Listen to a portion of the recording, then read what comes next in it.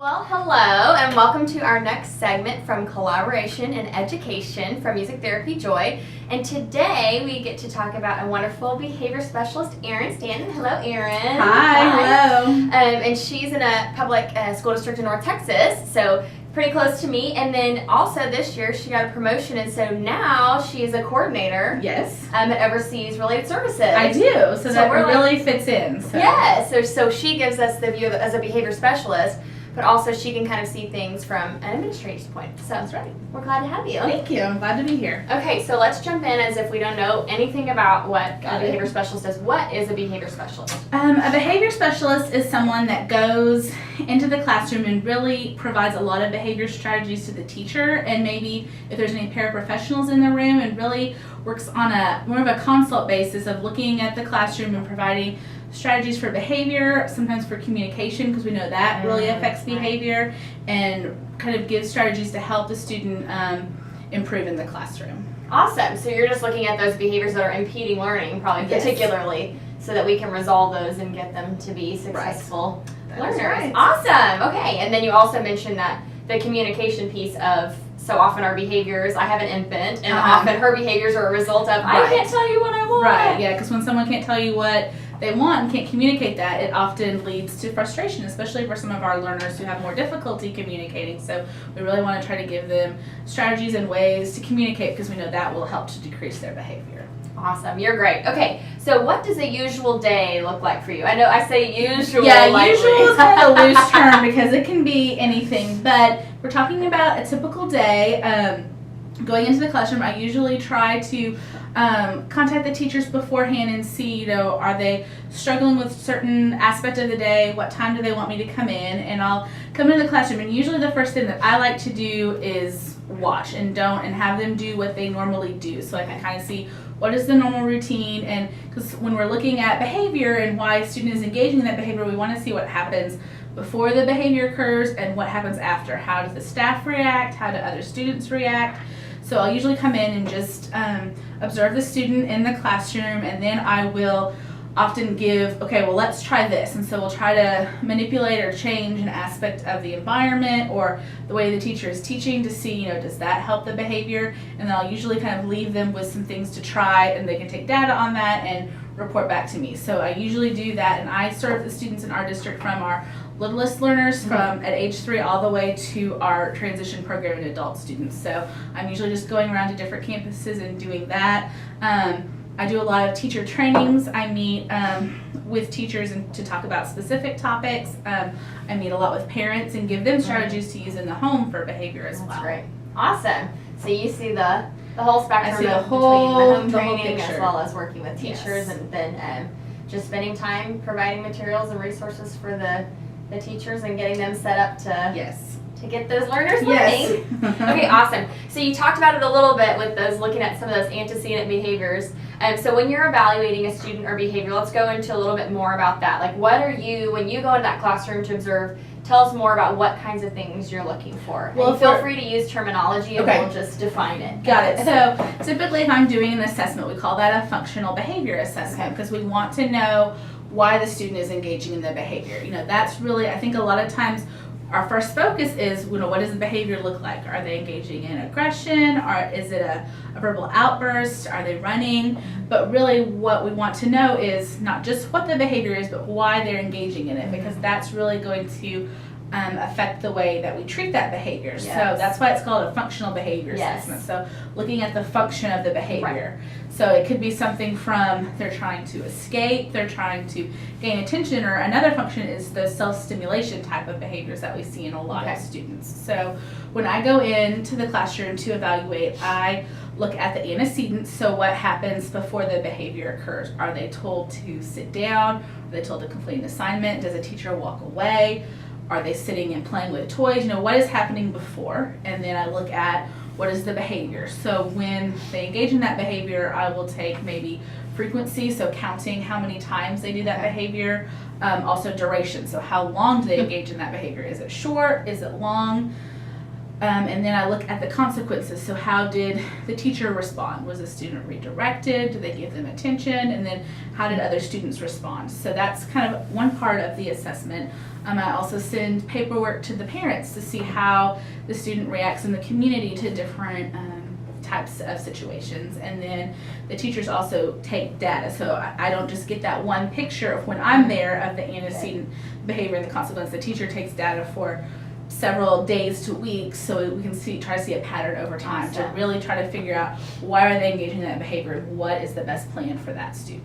Awesome, great, you're so concise. So she shared with us that we're not just looking at the behavior, so like we don't want to just know that Johnny is screaming. We want to know why, and that's what we call the function of the behavior. So is he screaming because he wants attention? Is he screaming because he's hurting? Is he screaming because he wants something and he can't communicate that? So we're going to find that function. And then what she talked about is the antecedent, behavior, and consequence, and sometimes we'll call that ABC, right? Yes, that's and so we're looking for not just the behavior itself, but okay, well, what caused that behavior? And that helps determine the function. Why did they behave that way? Did they just get their favorite, most reinforcing object taken away? Or were they having to transition? Maybe are the teachers meeting with another student, and so then they want attention? So those kind of answer some of those questions. And then it could also be the consequence. Maybe if they're being rewarded for screaming, well, if their function is attention, then they're going like, to scream more often because I'm getting attention for this. Yes. So there's some things, and a lot of the times it takes someone like me coming in and seeing it from the outside perspective, because it's difficult when you're in the situation, because sometimes I'll tell a teacher, well, this is what you did when he did it. She's like, oh my gosh, I didn't even realize that's what I was doing. Yes. So that's why it's important for us to collaborate and work together. So awesome, very cool. So the functional behavior assessment is kind of that piece. And then I love also that you're taking the teacher's data and you're taking the family's data, so you're getting a really big picture of, is this just happening in school, or is it also happening at home? And it may be that you go in and try to observe the behavior and then you don't see the behavior. And that happens a lot of the time. They're like, it always happens at this time in this day, and I come and it doesn't happen. So a lot of times I depend on that behavior of the teacher, because sometimes I'm like, I believe you, I've just not ever seen it. So I can't observe that. Okay, so then from that you might develop a behavior intervention plan, or we call it BIP. Yes. So what that looks like is, once we have the FBA done, we will develop a behavior plan if we've decided that yes, that student does need a plan to really help with the behavior. So what that looks like is really a plan for anyone working with the student, so that they know when the student does this, this is what I do, because we want it to be consistent so that they have the same expectations. So within the behavior plan, we will include lots of different information. One of the most important things to include are, what are the student's reinforcers? What does the student like to do? What can we give the student when they're doing what we ask them to do, and when they're listening, when they're following directions, when they're completing assignments? So we always include that in the plan.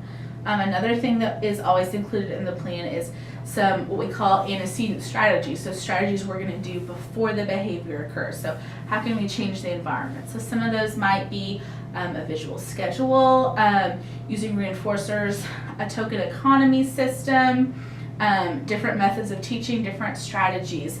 What are things that we can do to try to prevent the behavior from occurring? But we know that even though we might put all those things in place, proximity to the teacher, anything, that the behavior is still going to occur. So we'll put several different steps in place that say, when the student does this, then the staff follows these few steps, so that we know what to do. And then another really important part is finding a replacement behavior for the behavior. And what that means is finding a more appropriate behavior for the student to engage in, instead of engaging in the behavior that they're struggling with. So, for example, if their behavior is that when they want attention, they scream. So a good replacement behavior might be asking quietly, or asking for help, or really concentrating on what do we want the student to do instead of engaging in the problem behavior. Right. It's hard to write a goal for don't do this. You know, we want to say what they can do. So we really try hard to not say no, or not just say no, because if you just hear no, you might not understand. Well, instead you want me to do this. So we really try to concentrate on, instead of saying don't stand up, we say sit down. So we're really trying to work on those positive behaviors. Awesome. And as you're saying these things, all these things are flooding my mind, like, yes, this is a great place where music therapy can fit in, because you think about replacement behaviors of, like, instruments are such a great, like, if we have hand issues, like if we're like choking or pinching or squeezing, like giving them a reinforcing instrument to play with. Perfect replacement behavior there. Correct. And certainly as far as reinforcers are concerned, you know, when we're kind of determining, okay, what instruments are they most motivated by? What are they willing to work for? And those kinds of things. And we can help find some of those reinforcers, not only during the music therapy session, but also for teachers to use with the families or with the kiddos throughout the day, so that they can be offering those reinforcers, you know, provided that they're given the appropriate behavior as a replacement for the behavior. And then also you talked about token economy and picture schedules, and those are things for us to remember too, to stick with. And if they're using a picture schedule in the classroom, how can we be sure to be using phrases that the teachers are using, like first we're going to do this, then this, so using that first then behavior. Or if their classroom goes by picture schedule, making sure we get them some kind of a picture to use for music therapy, so that we can also be helping them. And maybe at the end of this session we say, okay, it's time to check your schedule, or whatever those phrases that the teacher would be saying, so that we can help with that continuity and hopefully continue to decrease those behaviors. Yeah, that's, like you said, continuity is really important, to be consistent across everybody, so even when people, like music therapists who are coming in for a short period of time, can follow those same things, it's really going to help the student, and that music therapy time is going to be even more effective. Right, so. Yes, or else we might get lots of the fun behaviors too, and we do. Okay, so kind of segueing into that, so tell us about maybe a music therapy session you've seen, and maybe something you noticed as far as student responses or behaviors in relationship to the music therapist or the music. Okay. Well, I've been fortunate to see several music therapy sessions, but one that I saw that I thought was very effective for the student involved was at the middle school level, and the music therapist was playing the guitar and they were singing a certain song, and the music therapist allowed the student to manipulate the strings of the guitar and kind of play, and I really think it served as a great replacement behavior for that student, because he had a lot of hand movements and other things that really helped, and as soon as he started playing, you could tell his kind of emotions changed, and he got happy and excited that he was able to participate. But it also, when he returned to his seat for the next person to take their turn, he was much more calm. He was sitting and much more quiet, because he was able to have that manipulation and that time to touch the guitar when it was appropriate, and then was able to return to his seat. So it was a really effective session for this student. Awesome. Well, that's what we love to hear, and hopefully we can continue to do those things and offer those replacement behaviors and enforcers. So just finally, what advice or tips would you give music therapists or other related services in your new role, just as far as how can we maintain that continuity? We talked about a few ways. What else would you say that are things that we can remember? I really think it's important really looking at some of those antecedent strategies, things that we can do before, and really to try to keep the sessions consistent, and maybe having a schedule so the student always knows, you know, when the music therapist comes in, this is their name, and then this is what we do. First we maybe work one-on-one with the music therapist, and then we sit in a group, and then we do these things, and then we always maybe end with the same song, because some of those structuring things are very important for the students, and those are going to keep behaviors at a minimum. Another thing that we find is the more engaged the student is in an activity, the less likely we're going to see some of those behaviors. So really, you know, coming in and being prepared and knowing I'm going to do this, this, and this to keep the pace and keep the student interactive, because you're much less likely to see some of those behaviors. And then there's lots of things that are important, but finally I think one is just very, very open with the teacher and really collaborate on those things. You know, take the strategies that the teacher knows works and utilize those in the therapy session, and the same thing, you know, share strategies with the teacher that might work when the music therapist is not there. And really just having that open line of communication and collaboration is going to help the teacher and really the students as well. So awesome. That is so much great information. Okay, so from that, I'm trying to remember the 4 things. So first, that's so easy for us to have a similar greeting song as we're welcoming students to the group, so they know to expect that, as well as that transition song away. And when we're going from a highly reinforcing activity back to work, which may not be as reinforcing, right? Helping that transition to be smooth by singing a song that's going to say, you know, maybe stand up and walk over to the work table, or whatever it is, to help kind of make that smooth. And then we talked about being consistent in the daily schedule, so knowing what that is. And then also just having that open line of communication with the teachers. Erin, that was such great information. Thank you to Erin, our behavior specialist. Thank you very much. I had fun. I always like to collaborate with people, and you know, learn new things in order to help our students. Absolutely, and you can tell she's an awesome coordinator from how articulate she is. And thank you again for joining us on Music Therapy Joy's Collaboration and Education Series. Goodbye. Thank you. Bye.